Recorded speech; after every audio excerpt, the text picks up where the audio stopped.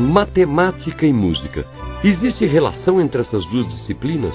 Um professor de matemática que não conhece música pode se familiarizar com essas relações e utilizá-las para desenvolver conteúdos e atividades matemáticas? E como a música pode ajudar a dar aulas mais criativas, mais alegres de matemática? É o que veremos aqui em Matemática na Música.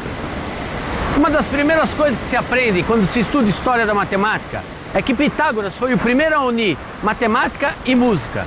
Mas eu, como não entendo nada de música, eu vou discutir aqui com o professor Pedro. Pedro é um professor de música aqui da cidade de Piracicaba, não é isso? Tudo bem? Tudo bem, Pedro? Que conexões você vê entre matemática e música? Tem bastante? Você pode explicar a música de uma maneira matemática. E os jovens se interessam por música Sim, uma coisa pode complementar a outra. E vamos ver se a gente contamina eles claro. e faz eles apreciarem a matemática a partir da música, tudo Claro. bem?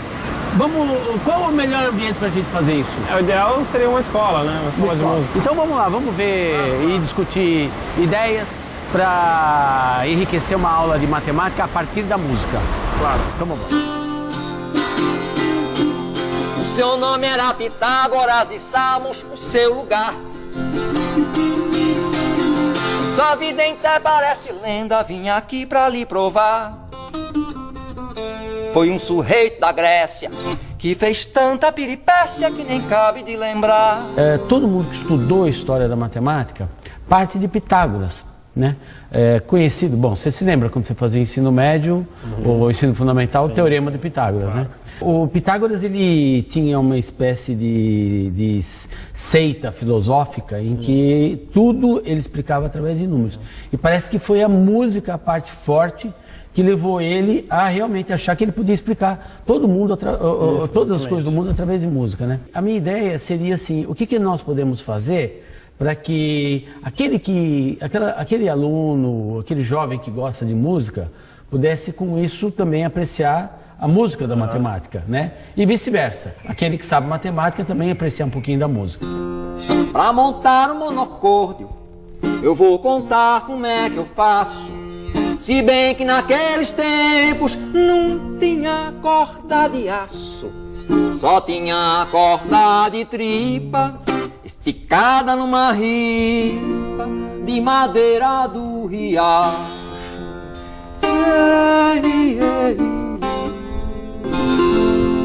Esse daqui é o monocórdio inventado por Pitágoras. Primeiro de tudo, ele fez essa caixa aqui. Oca, que nem toca de toco, pica-pau. Depois ele arrumou umas mulheres rendeiras. Modo de esticar esses dois fiozinhos de tripa aqui. Mas bem esticadinho mesmo, né?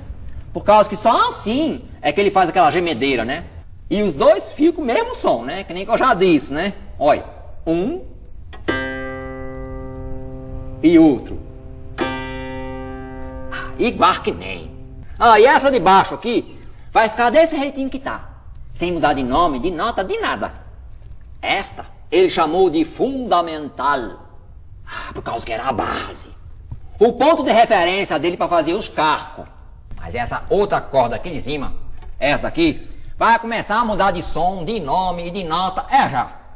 Por causa desse trocinho aqui que ele inventou. O tal de cavalete móvel. Que é pra modo de botar por debaixo dessa corda aqui. E que se mexe para as bandas de lá e para as bandas de cá. Para as bandas de lá e para as bandas de cá.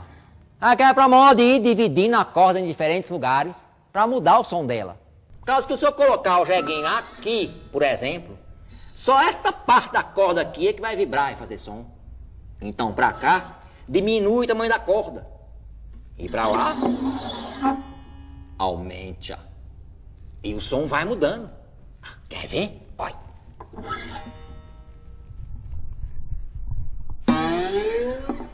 Então, mostra aqui pra gente, no instrumento, essas relações numéricas que o Pitágoras teria observado no estudo do monocórdio. Tá. O violino, aliás, os instrumentos de corda, ele tem uma estrutura parecida com a do monocórdio, né? Porque ele, assim como o monocórdio, é uma corda estendida, né? No caso são 4. Elas estão estendidas entre dois pontos fixos, um cavalete e uma pestana, né?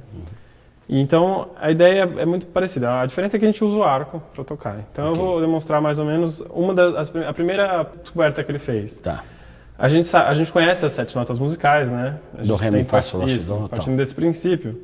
E sabendo que essa corda aqui, a mais grossa do violino, que é essa aqui, é a corda Sol. No estudo dele, ele descobriu que ao você dividir a corda no meio, né, você percutisse a corda, ou a metade que sobrar, ou uma das metades, você ia ter o mesmo som Sol, mas uma oitava acima. Isso quer dizer que você ia percorrer um ciclo de 7 notas. Passa por todas as notas, lá, volta num Sol. Isso, Sol, Lá, Si, Dó, Ré, Mi, Fá, Sol. Só que seria um Sol bem mais agudo do que aquele Sol. Então eu vou demonstrar agora tocando, que fica um pouco mais claro, né? Esse é o Sol natural da corda.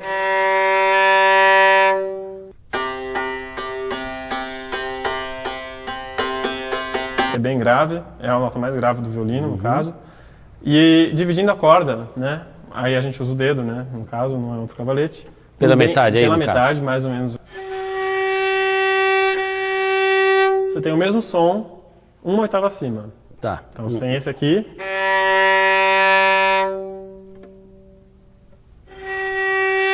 Ok. Então tem uma relação fracionária aqui. Exatamente. E ele tinha descoberto ainda mais uma relação. Essa parte que sobrou, né? Se ele dividisse mais uma vez essa parte na metade, formando aí 3/4. Ok, tem 3/4 aqui e 1/4 aqui. Isso. E ele ia achar mais uma relação. Essa relação não é mais uma oitava. Okay. Ela é uma quinta daquela outra oitava. Então, ou seja, verdade, 5 notas depois daquele depois Sol. Daquela oitava. Que nota é essa? Se você contar Sol, Lá, Si, Dó, Ré. Ok. Né? Então você teria o primeiro Sol, a primeira metade, que é a primeira oitava, que também é um Sol, e a outra metade. E essa harmonia da relação das frações da música fez o Pitágoras achar que tudo podia ser explicado como isso. Ele poderia, né, fazer a proporção de nota para cada nota, para descobrir como é que era. Agora, essas relações, que são relações de proporcionalidade, né? A gente está falando de frações, mas são relações de proporcionalidade. Elas existem também em outros instrumentos? Existem. Tanto os instrumentos, todos da família de arco, né? Elas são da mesma princípio, que é o violino, a viola de arco, o violoncelo, o contrabaixo. E você vê essa proporção de outras maneiras também, em instrumentos de sopros e instrumentos de corda percutida, como o piano, só que é um pouco mais diferente. E você pode mostrar com outros instrumentos de corda ainda? Posso, claro.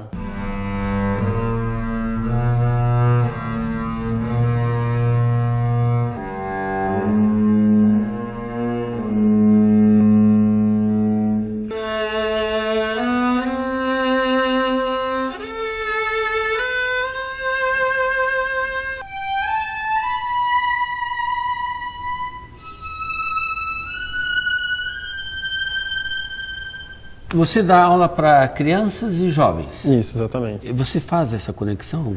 Ideias matemáticas? Você acaba tendo que usar as ideias matemáticas, mesmo as mais simples. Como frações? Como frações ou cálculos simples. Eu tocar, por exemplo, se você contar para mim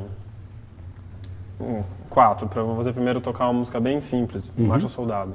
Tá. Então, conta para mim os 4 pulsos. 1, 2, 3, 4. 1, 2, 3, 4. 1, 2, 3, 4. 1, 2, 3, 4. 1, 2, 3, 4. Exatamente.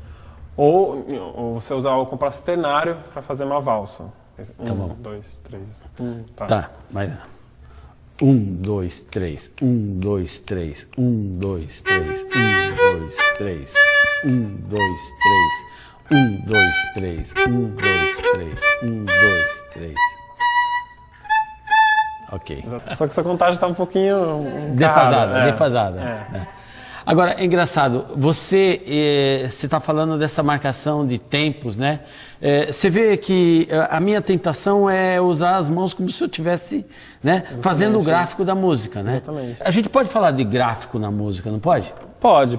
Acho que desde a vibração do som que você constrói através de gráfico. Me lembra muito a senoide, que é a função seno, que tem como o gráfico de uma onda, né? Isso.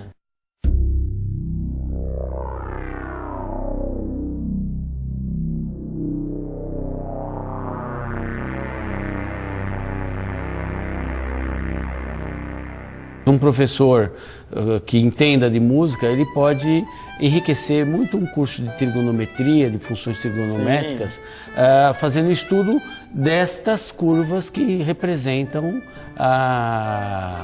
uma música. É um bom exemplo.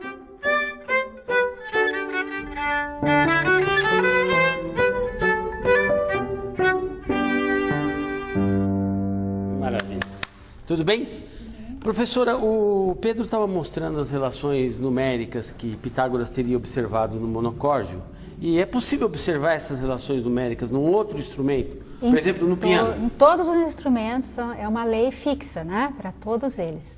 No piano é muito fácil da gente enxergar, nesse piano de cauda, porque nós vemos as cordas mais curtas, que são as notas mais agudas, né? Depois vocês podem ver que a corda é bem curta. Aí, ao passo que eu venho para o mais grave, as cordas já são bem mais compridas, um pouquinho mais grossas, que também isso influencia. O material de que ela é feita, né? O Pitágoras percebeu isso também. E as mais grossas, que são os mais graves, né? Que elas são bem grossas e bem mais compridas. E essa relação, se vocês pegarem uma régua e medir, ela está presente em todas essas cordas. Então, eu posso tocar a mesma nota em várias alturas, né? Então, por exemplo, uma bem aguda, aí uma oitava mais grave. Então, é sempre o mesmo som, só que em alturas diferentes. Cada vez as cordas são mais compridas. Então, quanto mais comprido, mais grave. Que nota é essa que a senhora fez? É um dó. É um dó. Aquele sol que ele tirou no violino, é possível tirar aí? Sim. Esse aqui seria um sol médio.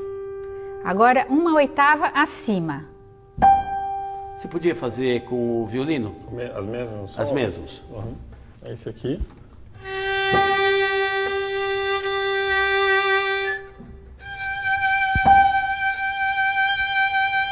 Exatamente o mesmo. E na época, Pitágoras, ele descobriu essas notas que a gente aprende na escola, ele percebeu nos instrumentos, não? Ele descobriu a relação que existia entre elas. As notas já existiam, o som já existia. O som já existia. Ele descobriu essa relação matemática que existe entre os sons. Pois um cabra que calcula toma 3 coices de mula pra poder achar um dó.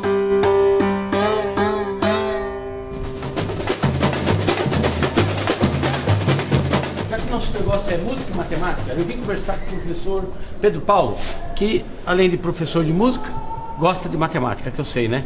E o mestre Mickey é o chefe da bateria aqui da escola. Vamos tentar ver como é que a gente consegue falar um pouquinho da matemática, da música, mas nesse ambiente bonito aqui da escola. A gente pode trabalhar a matemática a partir dos ritmos e desta polirritmia, que é o que acontece numa bateria de escola de samba, que é a mistura de ritmos, mas que não é uma mistura qualquer, é uma mistura que tem um fundamento matemático, né, mesmo que seja intuitivo. A batuta está com você, agora eu sou todo ouvidos, tá bom? Tudo bem.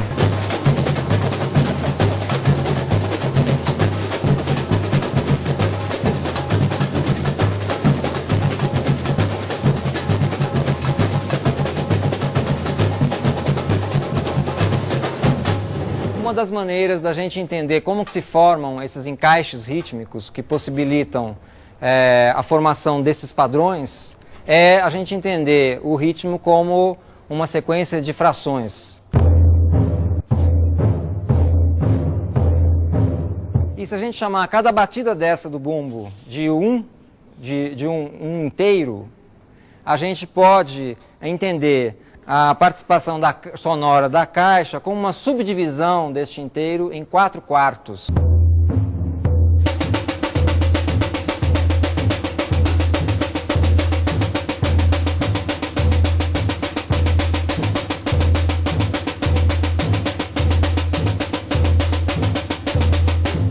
Só que isso não forma samba.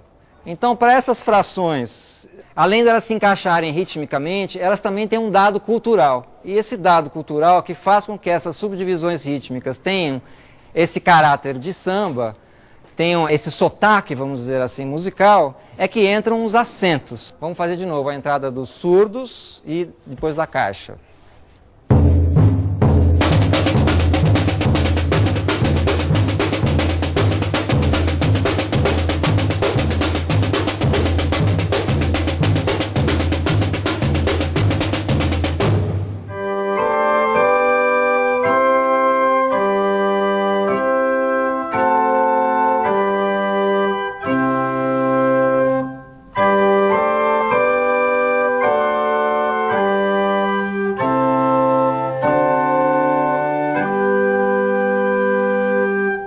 Muito bonito.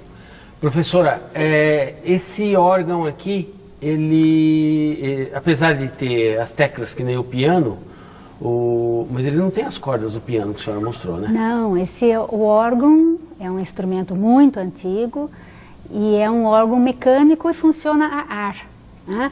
Quase como um instrumento de sopro? Isso. Ele tem uma porção de tubos, por isso também é conhecido como órgão de tubos. Esses tubos aqui. Isso. A gente pode dizer que cada tubo desse é uma flauta.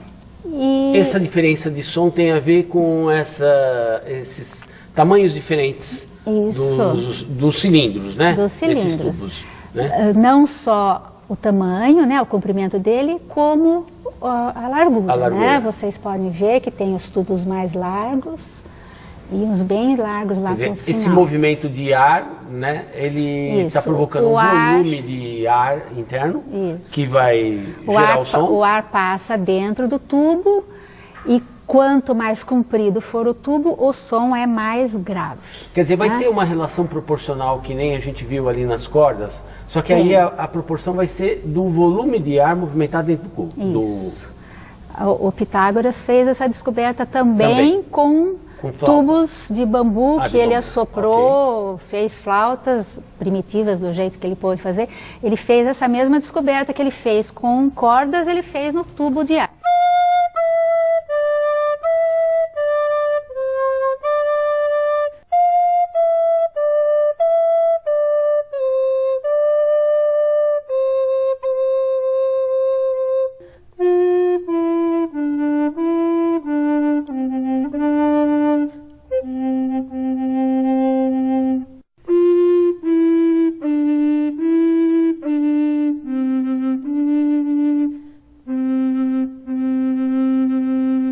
A senhora estava tocando, mas não estava tocando de memória não, né? Não, estava lendo. A senhora estava lendo a partitura. A partitura sempre me intrigou, porque é um sistema de símbolos, parecem hieróglifos, né? Mas que possibilita que uma musicista como a senhora aqui em Piracicaba toque a mesma música do mesmo jeito, provavelmente, que um musicista lá na Finlândia. Sim. Tá? Sendo que a senhora não está lendo um piracicabês e ele não está lendo um finlandês. Certo. Né? Qual é a ciência desta linguagem? É um sistema de símbolos, de códigos, mas muito preciso. Sabe o que me chama a atenção? Porque a linguagem matemática também tem essa característica. Todos podem ler. Todos podem ler, é uma linguagem universal. Muitas das dificuldades que os alunos têm em matemática, muitas vezes não é o raciocínio matemático, não é a ideia matemática, não é a situação-problema, é a linguagem em que a matemática está sendo expressa. Certo. Então, se dá pouca atenção ao trabalho didático de negociar o significado da linguagem matemática, essa linguagem universal. Muitos símbolos da linguagem matemática são tidos como arbitrários, mas na verdade, historicamente, eles foram convencionados. Né? Por exemplo, o famoso símbolo da raiz quadrada, ele é uma escrita apressada da letra R, da palavra radix, do latim, mas escrito em letra gótica, então que dá aquela ideia do chapeuzinho. Então, com o tempo, um grande matemático começa a escrever assim, os outros que utilizam o livro dele, e se forma uma convenção numa comunidade. Né? Eu acredito que algo parecido aconteceu com a pauta musical. Pitágoras vivia lá nos primórdios, mas tinha imaginação.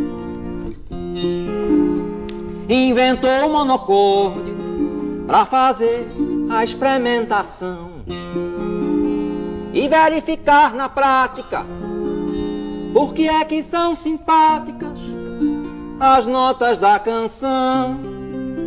Bom, Pedro, chegou a hora do nosso balanço, né? É hora da gente pensar sobre as possibilidades de levar tanto a matemática para o ensino da música, como a música para o ensino da matemática. Eu fiquei muito, mas muito motivado mesmo com as possibilidades de, primeiro, me aprofundar um pouco mais, conhecer alguns conceitos, né? Segundo, utilizar isso para ensinar conceitos matemáticos. Eu vi ideias de razão, de frequência, a própria senoide que aparece na vibração das cordas. Eu estou muito motivado a estudar. Então, eu acho que uma sugestão para os professores é pesquisar, entrar em contato, perguntar até para algum aluno que toque música, né, e montar algum projeto, não acha? A música tem em si fortes elementos matemáticos, tanto elementos mais complexos como elementos mais simples ou mais diretamente perceptíveis, como é o caso das frações, como a gente viu, tanto na relação das notas musicais e na formação da escala musical. Você tem frações, também nos ritmos isso ocorre. Então, uma forma de você estabelecer a relação da música com a matemática é o professor investigar mais essa analogia que existe, essa possibilidade de analogia entre a música e os seus elementos sonoros e rítmicos e suas notas musicais e as frações. Eu vi na sua exposição o monocórdio um instrumento muito simples. Eu imaginei que seja possível construí-lo em sala de aula junto com alunos, etc. O monocórdio ele é possível de ser confeccionado em sala de aula e não é difícil, mesmo porque você vai precisar do quê? De uma caixa, de um fio flexível que pode ser uma corda de instrumento ou um elástico mesmo e, enfim, fazer ali as subdivisões, né? Então é possível que o professor, usando a sua criatividade, o seu conhecimento, ele consiga estabelecer aí uma série de atividades e um processo de conhecimento relacionando música e matemática. Olha, eu vou dar um depoimento assim meu, né? Eu fiquei muito motivado com tudo que eu ouvi e vi acontecendo e estou motivado a estudar um pouco mais de música, ver outras relações um pouco mais sofisticadas, que envolve razões, potências. Eu vou procurar pesquisar e temperar um pouco melhor algumas aulas que eu vou dar. Eu acho que o recado para todo mundo é: vamos harmonizar essas aulas de matemática um pouco, né? É isso aí. Agora você já sabe que existe uma relação direta entre a matemática e a música. Nesse programa, Bigode, que não entende nada de música, apontou fatos relacionados à história da música e à participação direta da matemática em sua construção. Afinal, tem matemática em toda parte. Antes de encerrar esse programa, veja só uma curiosidade. Este é o músico vietnamita Pen Duc Phan. Ele executa uma canção no dambal. O dambal é um monocórdio vietnamita. O primeiro registro de sua existência data de 1770. O solo de dambal faz parte da música tradicional do Vietnã e é muito popular nesse país. E hoje o dambal está presente em conjuntos de música contemporânea asiática. Nós não podemos afirmar que o dambal tenha se originado a partir do monocórdio de Pitágoras, de que muito falamos aqui nesse programa, embora seja difícil não estabelecer uma relação entre eles. De qualquer forma, é admirável ouvir o monocórdio vietnamita e se deixar levar pelo charme e pela leveza desse instrumento tão simples e ao mesmo tempo tão melodioso.